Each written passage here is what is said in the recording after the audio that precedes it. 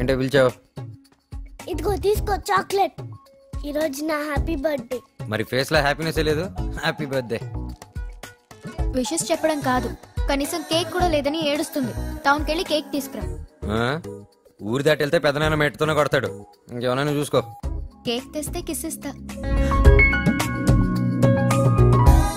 అని చెప్పవే. కేక్ తెస్తే కిస్ ఇస్తా.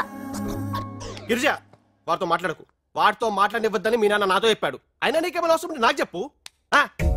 టౌన్కి వెళ్ళి కేక్ తీసుకొస్తే గిరిజి కిస్ ఇస్తుందంట.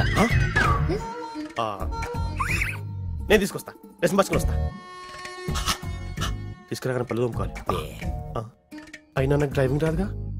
అరే అజయ్, వచ్చాయి. నేనెందుకన్నయ్యా? నేను 120లో కార్దోలతో కేక్ కూడా పట్టుకుంటాడు. తమ జనపడా వచ్చా?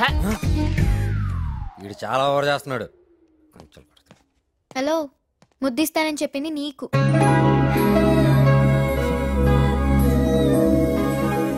ఏంటి రొమాన్స్ లోకి దిగావు? ప్రేమలో పడ్డా?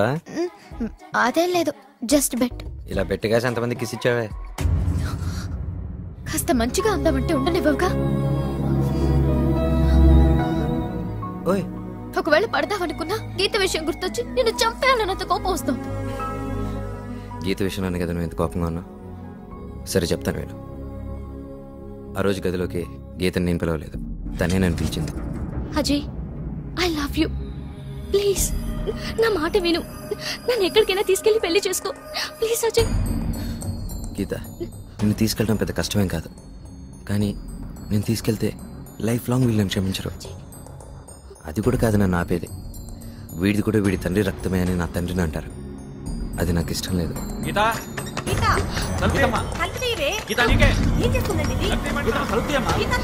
ఇప్పుడు ఏం చేయాలి?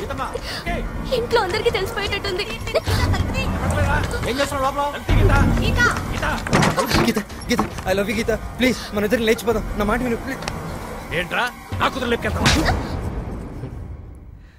ఓకేనా? క్లియర్ అయిందా?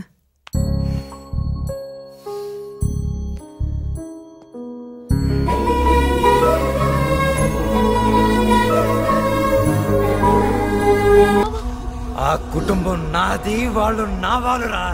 ఆ ఇంటి మీదకి వెళ్ళాలంటే ముందు నన్ను దాటుకొని వెళ్ళాలి. గుర్తించుకో.